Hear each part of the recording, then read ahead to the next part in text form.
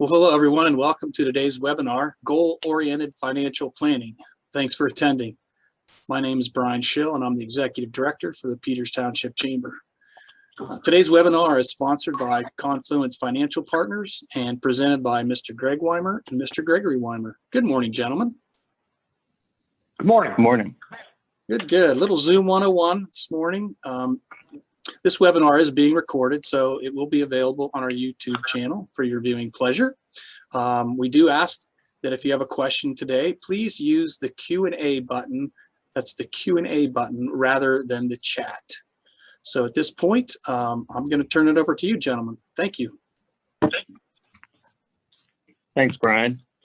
Thank you all for joining again. And we have our third webinar in the series, Financial Success, the simple steps you can do today to help secure your tomorrow. See some familiar names, so appreciate you guys joining today. I'm Gregory Weimer, and I'm a wealth manager at Confluence Financial Partners, and I'm joined today by Greg Weimer, who is a partner and wealth manager at Confluence Financial Partners. Confluence is a wealth management and financial planning organization in the Pittsburgh area. We have 3 offices, one in the North Hills, one downtown Pittsburgh, and one in the South Hills of Pittsburgh that is currently in South Point. But in the next few weeks, we'll be moving to Peters Township. So we appreciate Brian letting us on here and getting more involved with the Chamber of Commerce. We're looking forward to being in the Peters community. Today, as a reminder, so the first webinar we did a couple of weeks ago was an investment and economic outlook. And then as a second webinar last week, we talked more about retirement planning basics, some of the issues that people are facing these days, and some of the vehicles you can use to plan for your retirement. Today, we're going to move into goal-based financial planning, which may seem broad. You may say, what does goal-based mean? What does financial planning mean? There's a lot that can fall under there. But just for a quick agenda, how we were thinking about going through this is first, the evolution of financial advice. So the financial advice today is much different than it was 40 years ago, for example. And so we can talk about what some of those changes are and how it has started to go more towards goal-based comprehensive planning and how we at Confluence think about that. And then we'll get into maximizing your life and legacy. So as I've said before, at Confluence, we really want to make sure that we're helping our clients think through what does the money actually mean to them? How are you going to maximize your life and legacy in a way that is meaningful to you? And how are you going to figure out what it's all about? So we'll give you some thoughts there. And then we'll give you some other things to think about. So we talked a lot about the investment side, a lot about the saving, the retirement accounts, things like that. But what else should you be thinking about that falls under retirement planning or financial planning? So we'll give you a few ideas there that I think are very important, that are things that if we miss those, it could derail everything else. So there are things that aren't thought about as often, but just as important. So at this point, I'm going to turn it over to Greg to talk about the evolution of financial advice. Perfect. Thanks, Gregory. And thanks everybody for attending. And I'll just echo what Gregory said, and that is we are really looking forward to being a bigger part of the Peters Township community. And as he mentioned, we're building the new building. We're the building on Bebout McMurray. So stop in, say hello. Would love to continue the conversation. But Gregory did mention there was an evolution of financial advice, and there is. And just to give you something to think about, he mentioned 40 years. I haven't been in the business 40 years, but I have been in the business 35. So I'll tell you, if you think about 35 years ago, when we answered a telephone call, we would have to go to the wall, and it was still your phone was attached to the wall. And so things changed dramatically, right? And telephones, now we have iPhones. Well, things have also changed dramatically in the evolution of financial advice. And the question is, by the way, it's the purpose we have this firm. We want to continue to set the standard and make sure we're at the tip of that arrow, not the back. And I will tell you, there are people on spectrums of this. And the question for you is where are you? So if you think about broker to the left-hand side, 35 years ago, that was the phone on the wall. Some people still treat it that way, where it's like, hey, I want to buy 100 shares of Microsoft. What do you think? And, that's not bad, but it's just like, hey, buy 100 shares, you're a transaction broker. And I used to be that guy. People call it, what do you think of IBM? You know, crash of 87, that's the whole thing. And then people started, got a little fancy, right? They're like, okay, here's the thing. Here's what I'll do. I'll help you figure out, like, do you want to retire? How much? How much do you need? Okay, at 60 years old. And by the way, they call this, there's people out there that still call it financial planning when they say, you know, I'll help you figure out if you can retire. Well, that's okay, but it's a calculator.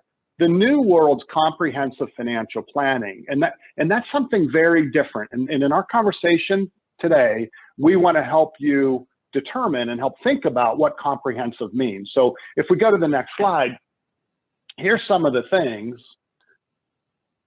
Got it? Yeah. So here's some of the things, comprehensive financial planning, what it is. You should be getting all of these things from your financial advisor. It could be Social Security. Are you maximizing your Social Security? Is your estate plan ready? Is there education? Is your life insurance taken care of? It's not just investing, it's absolutely comprehensive. And I'm going to develop this a little bit at the end of my final portion. I'm going to help develop what comprehensive really looks like. But I can tell you, this looks very different, and it feels very different than someone calling and say, hey, buy me 100 shares of IBM. And it really starts with your goals, right? So, and I'll just touch on the next step. So what are your goals? What are you looking for? What's your true north? When you think about where the world's going in goals-based financial planning, when you think about that, it's something where, you know, what's your purpose? Where do you want to go? You know, and Gregory, if you could go to the next slide, I'll just touch on that, and then I'll turn it back over to you. But, you know, you really should say, like, okay, instead of, it used to be like, and you'll still hear people say this, you'll hear people say, well, how are you doing versus the S&P 500? Goal-based financial planning is something totally different. It's like, how are you doing with your goal? What's your goal? What's your true north? What's your destination? It's not, here's the difference. So it's not just, I want to retire at 60. It's, what do I want my retirement to look like? Does my financial plan support it? So goal-based financial planning is all a process to make you and help you maximize your life and your legacy, which I'm going to talk about in a little bit. But, you know, goal-based, and I'll turn it over to Gregory, goal-based financial planning is all about saying, what's my true north? What's my real purpose? What's my dream? What's my mission? This portfolio is only money until it has a purpose. How do we help you as a financial firm, the New Evolution? How do we make that portfolio support your dreams, support your passion, and support your purpose? And that is a heck of a lot different than buying 100 shares of IBM and not talking to you again until you need another 100 shares. So with that, I'm going to turn it over to Gregory, and he's going to really talk about a process, like what's the process and the roadmap we use to help your portfolio support your dreams. So with that, I'll turn it back over to Gregory. Thanks. So yeah, I mean, I think that's a good segue, because when we talk about dreams and goals and mixing in finances, at first it can be a little bit fuzzy, and it's like, well, how do we bring all of that together to actually make it meaningful? And so I want to talk about how we at Confluence think about implementing this. And we're not saying this is the only way, but it is the structure that we've created that has worked fairly well. So we work in terms of 4 cornerstones, and working from bottom right to the left, if you follow the path, the first cornerstone is your goals. The second cornerstone is your plan. The third cornerstone is your portfolio. And then the fourth is exceptional experience. And so one way to think about this is we actually walk through those in chronological order. And it starts with before someone is a client, thinking about the goals and the plan, and even for review meetings, going through those 4 cornerstones again. So let's think about it in terms of a trip, right? So your goals, where do you want to go? So say you're looking to go on a vacation and you're trying to figure out where's the destination. Well, let's say we want to go to California, okay? So, we're in Pittsburgh today, we're going to California. That's awesome. We know the end destination. But the next step is you could look at a map. You pull open a map and you say, well, how am I going to get there? And somewhere like California, you could just say, what's the quickest way I can get there? I'm going to take all highways and I'm going to get there. Or there's other ways to get there, right? You could go up through some national parks. You could stop at some cities that you've been wanting to see, but there's different paths, and that's the plan. So thinking about financial planning, that's how much do you want to save per year? What type of accounts? How much are you going to spend? Things like that. That's the actual planning part when you think of financial planning. And then though, you have to think about how your portfolio, or that's really the vehicle. So what vehicle are you going to use to take that path from Pittsburgh to California? So you could do a Corvette, right? And that's going to be a little bit more growth oriented, a little bit quicker. So, you know, maybe not necessarily risky, but it's not the slow and steady. Or maybe you want to do a minivan, right? And if the minivan gets you from point A to point B, that's great. And there's nothing wrong with that. And you can take it.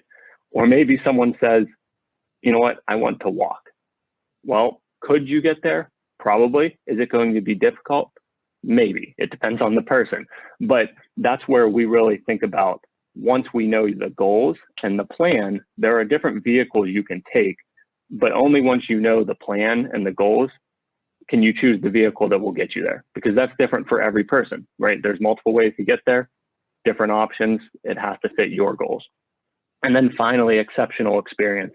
So if you get to California and you did all this planning and took all this time and now you're there, but you're having a bad experience, well, then it was really worth nothing. And so that's how we always think about, at the end of the day, if it's not a good experience with our clients and our clients aren't being communicated the way they want to, with the way they want to be, if they don't have the technology tools that they want, then it's really not the experience that they should have. So that's how we think about it, and how we start with goals. So goals, and then your plan, and then your portfolio, and then an exceptional experience.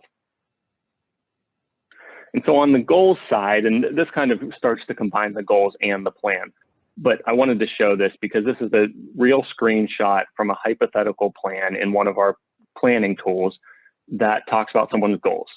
And so as this is the very first screen when we open this plan. So we really are starting with goals, even in the pieces of technology that we use. So in this plan, you can see down at the bottom half are Carl and Connie's goals. So they would like to retire when they're 65 and spend $125,000. That's kind of the basics. And if that's where you want to stop, you know, that's great, but that's where we start to figure out what it's all about. And if that's what it's all about, that's awesome, but we can expand on that. So you can see this person has some other wants and wishes. So college education for Joe, giving a donation of $5,000 every year once Carl retires, taking a Florida vacation for 15 years after retirement. So that's starting to think about, like, what are the goals? And like I said, this is the first screen. So we put these in, and then we run with the next part of your plan, which talks about your current assets and the plan for selling them, the plan for saving more, and it will work through those steps. And it's really, it's supposed to always be evolving, right? There's no person who puts this in and then said, yep, I'm good, I'm never going to change this. People change these every single year. Life happens, things change quickly. And so there's a lot that can change. You can see at the top half there, just some examples that they provide. So college, home improvements, new homes, leaving a bequest to children, lots of options. Healthcare is something that is extremely important. Costs are rising, typically very expensive in retirement, that people often miss. So we can put healthcare in there. It'll run actual estimates based on the information it has on age and current Medicare costs. So then once you talk about the goals and the plan, like I said, next is the portfolio. The investment portfolio is informed by the plan. So this is where I was talking about choosing a vehicle. So once we walk through the plan, we can actually select different portfolios to say, okay, well, this one may be more growth oriented, have a higher percentage of equities or stocks, and it will get you there. But what if you say, you know what, I don't want as many ups and downs, I want to be a little more conservative? We can show you what that looks like. And if it works for your plan to help you reach the goals, there's nothing wrong with that. We're not building these portfolios or investing to help beat an index. It's to achieve your goals.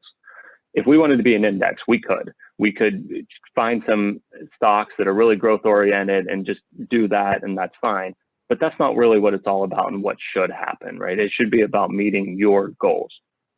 One of the ways we do this is through building objective-based portfolios. And just like it sounds, they are meant for an objective or for a goal. And we have an investment committee with 6 people on it, 135 years of experience, who one of their responsibilities is to build and manage these portfolios. and they range from, more conservative and income oriented or tax exempt to growth oriented. And there's different objectives in there, but it's not something either where the investment committee is actively making changes on a weekly basis, because as we've said before in past webinars, we don't believe in timing the market. It's generally not the best strategy. These are going to be buy and hold portfolios, but when there's an opportunity, they will make a change. There was just a change that we're in the process of making recently, that there were a couple of things with a fund that we had previously used. It was one of our best performing funds that we just felt like, hey, now could be a good time to switch, and we have some other alternatives that we think in the future would do better. So changes do get made, they are managed, and they are kept up with, which I think is a huge advantage. And like I said, periodic reviews. The portfolios are reviewed all the time to say, are they accomplishing the objective that they're supposed to? Not necessarily, are they beating the index that they're supposed to? Are they accomplishing the objective for the client? So that, just to recap the portfolio, because I think that's important, where the goals in the plan come first, not the portfolio, because we're not beating an index, we're achieving goals. So at this point, I'm going to pass it back to Greg, who's going to talk about maximizing life and legacy. Thanks, G. I'll go back to, it was interesting, you talked about the investment committee and the recent change we made. And just to add some color to that, it was a great performing fund, by the way, but it was really, when you looked at the results of this fund, it was really because of a single manager. And he's brilliant, great long-term tracker. We found out he was retiring at the end of the year.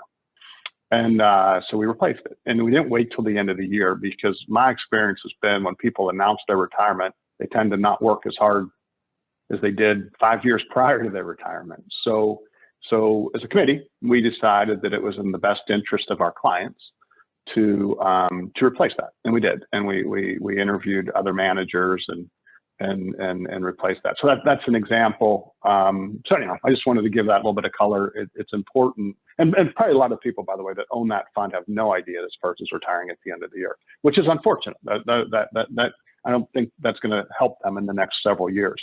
On maximize your life and legacy, and what Gregory talked about, that process we obsess over, because at the end of the day, our responsibility is to help you maximize your life and your legacy. And it sounds simple, but what I'm going to really try to do is cause you to think about that.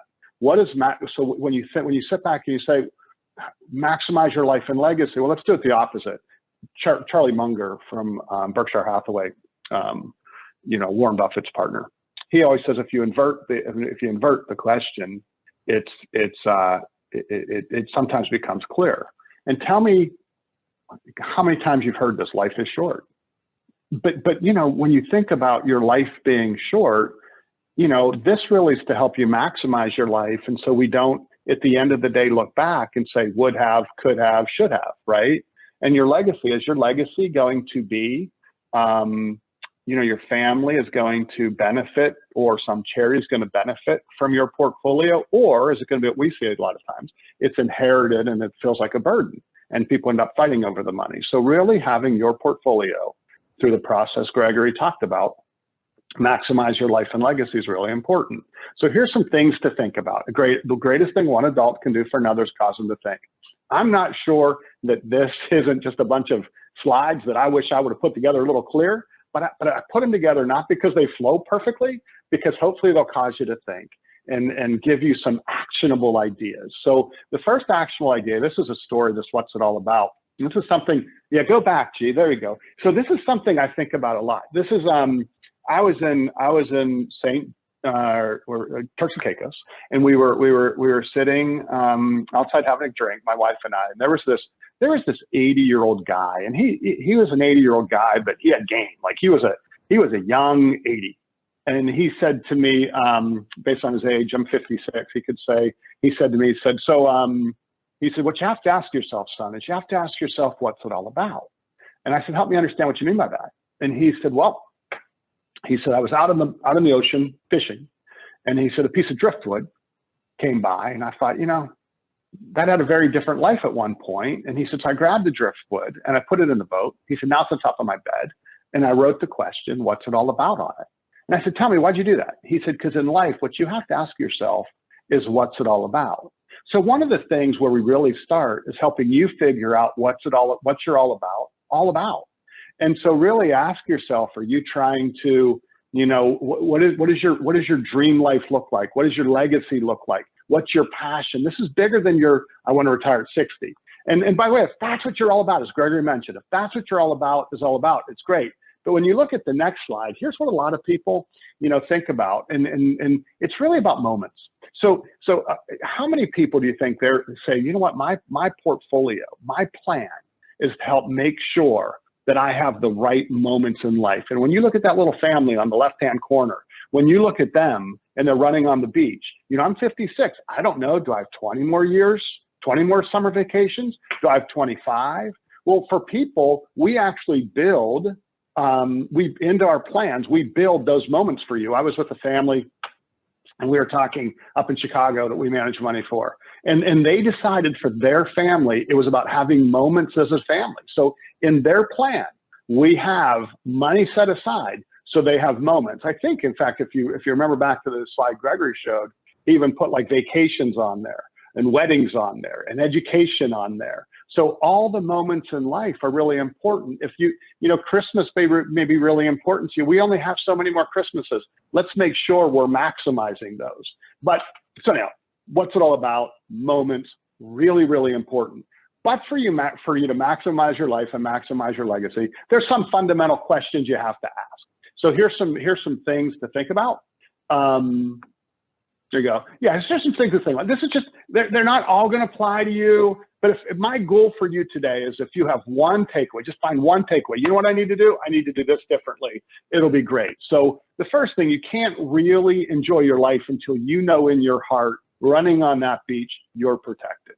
So it is amazing to me when we sit down with people. I was with someone, I can't remember who it was. It just came up.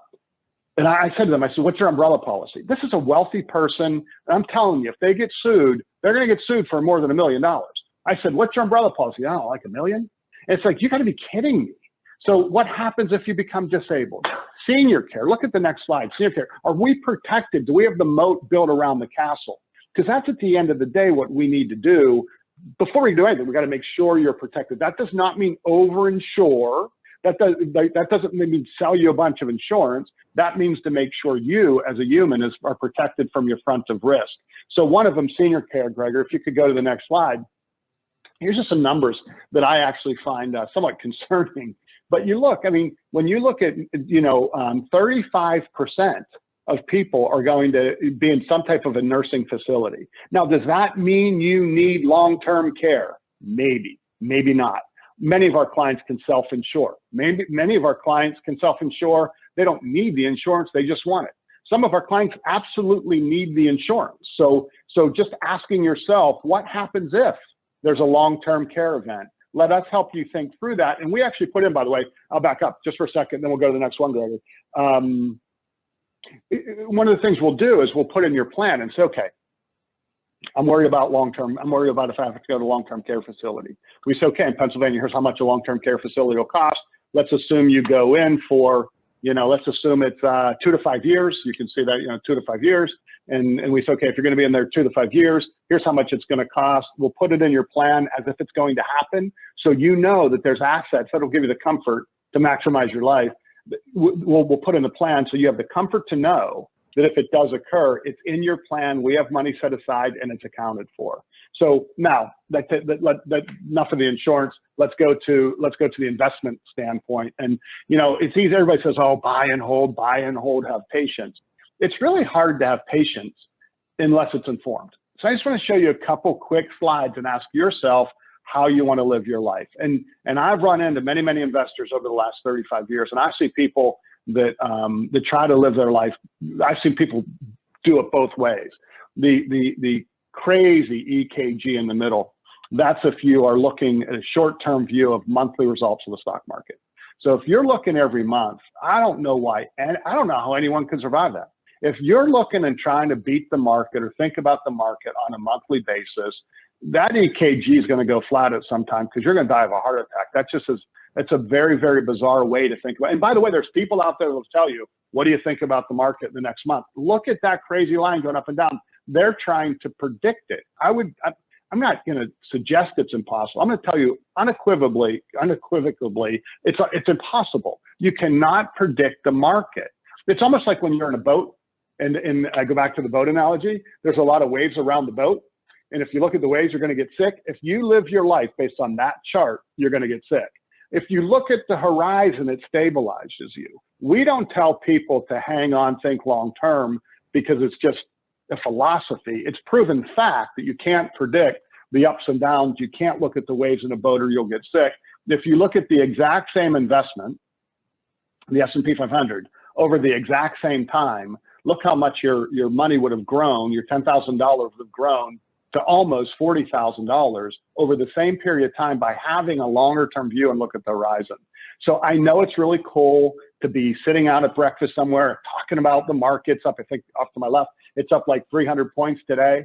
It may be down 200 tomorrow. And if you try to predict that, it just doesn't work. In fact, you lose money. If you look at the next slide, this shows you if you would have just missed 10 days, so that second column, I'll do that, I'll go slower. If you invest for an entire period of $1,000, you almost tripled your money. If you miss 10 days, just 10 days in that decade, right?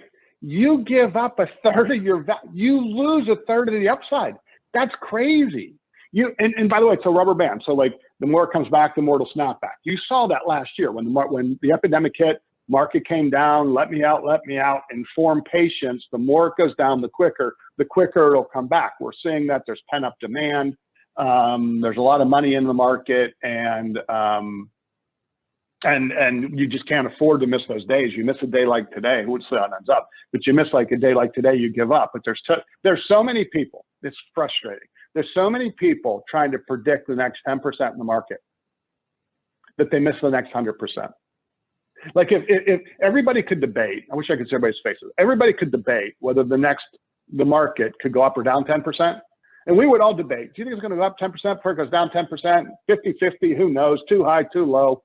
Been doing this a long time. There's 50-50 on each side. If you said to the same amount of people, how many of you think it's going to double before it goes to zero? Everybody would be like, it's going to double before it goes to zero. Then now my question is, why are we worried about the next 10%? Now, what we do, though, to make sure, if you're taking income, by the way, that does matter. So we have income strategies to make sure that you have money set aside. So when the market goes down, you don't have to sell in the down market. So another thing to think about next, especially with what's going on right now in Washington, there's been a lot of spending. Over time, they're going to be talking about taxes. You already hear them talk about taxes. There's another $3 trillion bill out there. They're going to talk about taxes. So the question is really thinking through your income tax, capital gains. Capital gains tax could go up. We help manage through that. Capital gains, if you're making a lot of money, could go up, but they could go up. Who knows how it ends up? But like last year, we did a lot of loss harvesting and to minimize capital gains, but you need to think about it. The big one, folks, is estate taxes. More and more people could be subject to estate taxes, and that's coming down meaningfully. So let us help you think through these things so you're not overpaying on your income. By the way, most people have no idea what their tax bracket is, right? They just pay cap gains, and they don't have any strategies to limit their capital gains. Estate tax, do you have trust set up? Should you have trust set up? It is amazing. We find out who's your beneficiaries. Are they set up correctly? We still find ex-spouses on beneficiaries. So, really making sure we're looking at those things are important. The next thing I just wanted to touch on to have you think about, and I'll beg on this one, talk. Look at that statistic. 70% of wealth is squandered in the second generation. Do you know the one that's not up there? 90% is squandered by the third generation. Many times people inherit money, it's squandered, people fight, and the number one reason is they don't talk. So one of the things I mentioned is hold a family meeting. And we can help you think through that. If you say like, wow, I'd really like to do that. I'd like to get my kids together, figure out what it's all about as a family. We can help you think through how to do that. We have some tools internally that can help you do that, but talk. Make sure your legacy is one that everybody enjoys and not one that everybody fights about. So with that, there's just some things to think about. I know they were a little bit random, but I think they were important. So we decided to put them in. And hopefully by thinking about those things, it'll really help you maximize your life and legacy. So with that, I'll turn it back over to you, Gregory. Thanks. So to recap, because we talked through a lot there.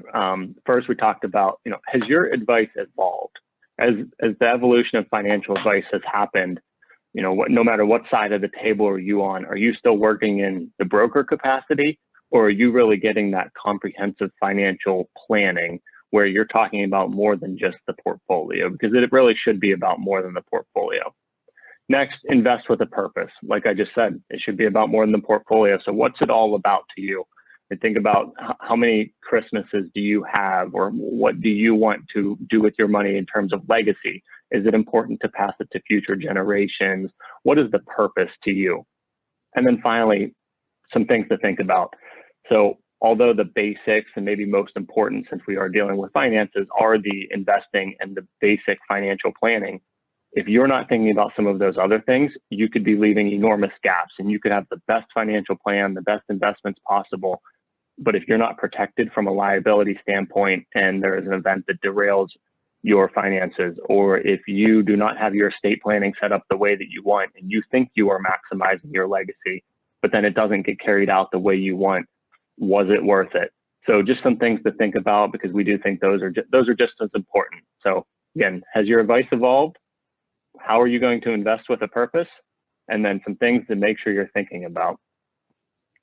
So again, like I've said before, please do not hesitate to reach out if you have any questions. We're local, we're in the community, we want to help. Whether you just have some quick questions, feel free to ask now. Our website's at the bottom, www.confluencefp.com. Both of our profiles are on there. Feel free to shoot us an email. Mine is gregory.weimer@confluencefp.com. Greg's is greg.weimer@confluencefp.com. We want to help you maximize your life and your legacy. So we work with all sorts of different individuals, young, old, business owners, self-employed workers. We work with businesses to do 401ks and the like. So please don't hesitate to reach out. We would love to help you and see if we can give you some assistance. So if there's any questions, we would love to answer them at this time.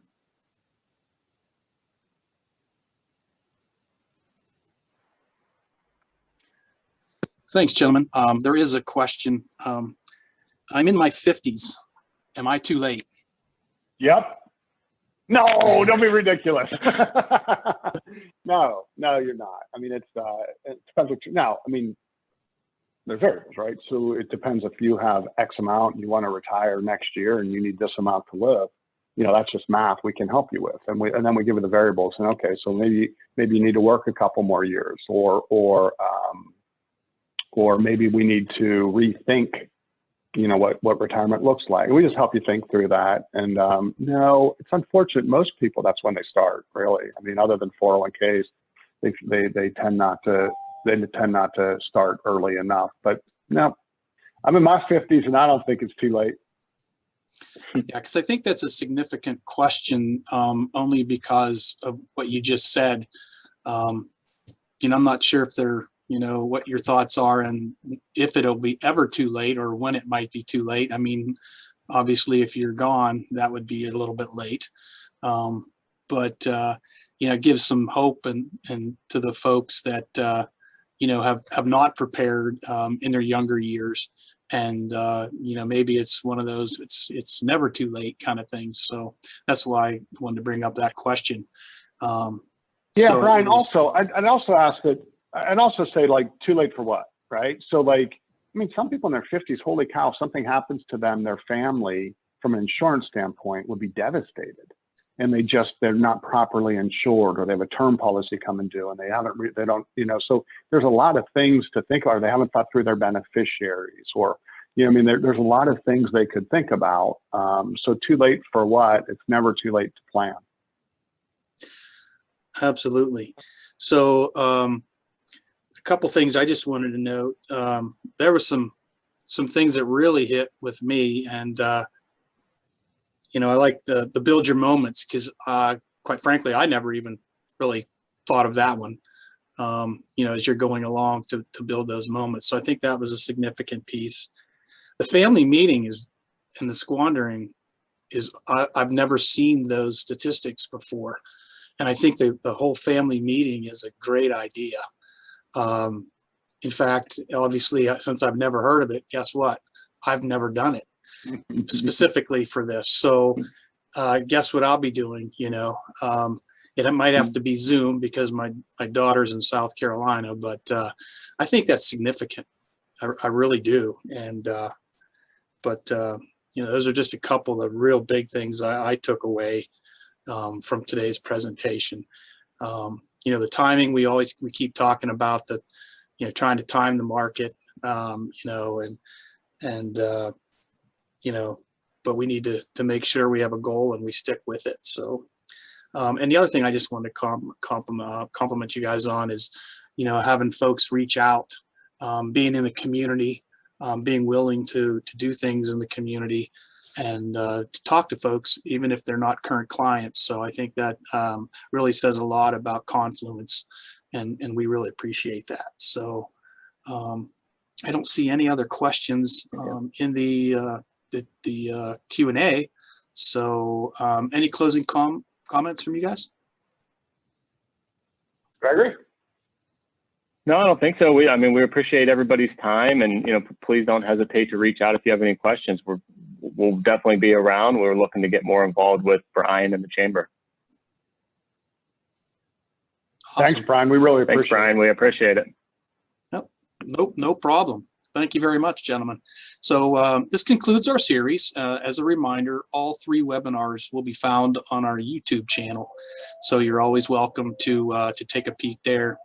For additional events and training, we keep those on our calendar, and that's at www.ptcoc.org.